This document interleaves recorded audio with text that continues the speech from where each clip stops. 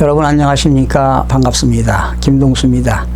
이 시간에 김동수의 10분 경제학 시간인데요. 오늘은 그 터키 국가에 대한 내용으로 한번 여러분과 연구하는 시간을 갖도록 하겠습니다. 지금 터키의 경제가 지금 추락하고 있습니다. 뭐 여러분들 다 아시겠죠. 그런데 이제 가장 중요한 것은 그 미국의 관세 폭탄을 얻어맞으면서 터키 통화 리라가 지금 급격하게 하락하고 있습니다. 연일 가치가 연일 갱신하는 것 같습니다.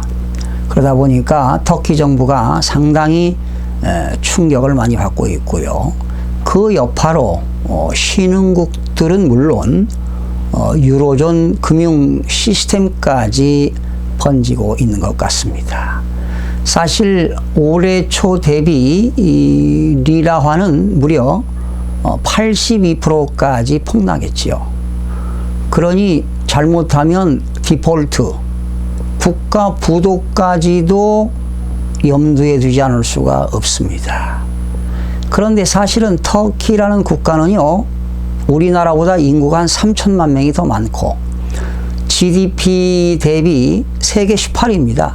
예.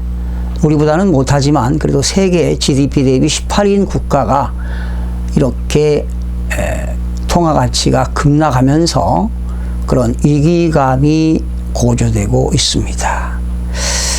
그래서 이제 여러 가지 한번 터키 경제가 추락하는 이유를 분석을 해보니까 첫 번째가 미국으로부터 보복 관세 폭탄이 되겠습니다. 이 도널드 트럼프가요, 터키산 철강과 알루미늄에 대해서 종전보다 2배 이상으로 관세를 높였습니다. 사실은 터키 정부의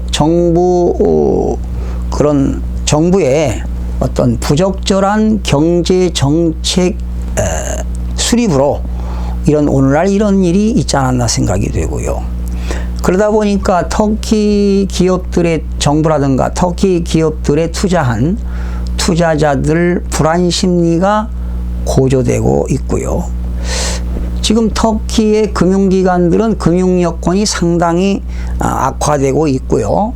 그러다 보니까 지금 1달러당 터키 그 리라가 1달러당 7리라까지 지금 떨어졌습니다. 최저치를 기록하는 것 같습니다. 그 이유는 사실은 터키는 GDP 대비 외화부채가 거의 50% 육박합니다. 각 나라들로부터 빌려온 외화부채가 너무나 많다는 것입니다. 이거는 이제 국제통화기금 IMF에 따르면요, 터키의 외화부채는 국내 총생산 GDP 대비 50%를 넘어섰다고 합니다. 그리고 지금 터키는요, 소비자 물가 상승률 전년 대비 올해만 해도 벌써 16%가 상승을 해서 경제는 상당히 과열 양상을 보이고 있습니다. 그러면 이 터키의 경제가 추락하고 있는데 그러면 대비책은 없을까? 터키 정부의 기준금리를 올려야 되지 않을까 생각이 됩니다. 지금 아르헨티나의 기준금리는 무려 45%까지 올랐습니다. 네. 그리고 이제 터키 정부에서는 자본 유출이 되지 않도록 최선의 노력을 해야 되지 않을까 생각이 됩니다. 또는 미국과 원만한 그런 관계를 유지해 나가야 되지 않겠습니까? 네.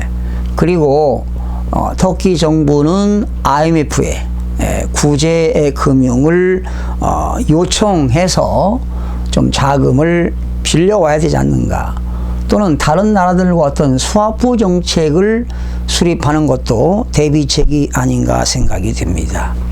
그러면 이렇게 터키 경제 리라가 폭락하는 이 시기에 우리나라는 어떠한 영향력이 좀 있을까요?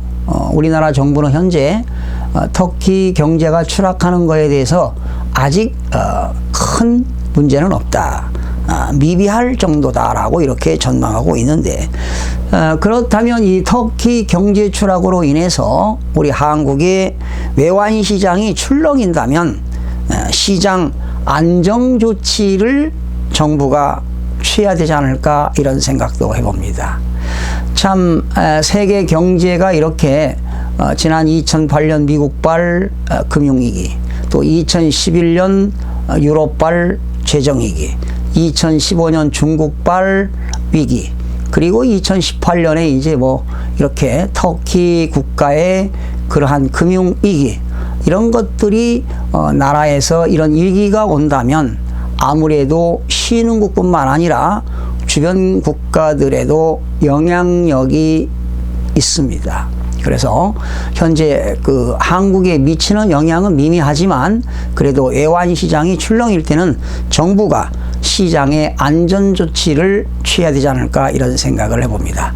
오늘은 터키의 경제에 대해서 여러분과 함께 공부했습니다. 여러분 늘 여러분과 공부하면서 가까운 이웃이 되도록 최선을 다하겠습니다. 여러분 다음 시간에 찾아뵙겠습니다. 고맙습니다.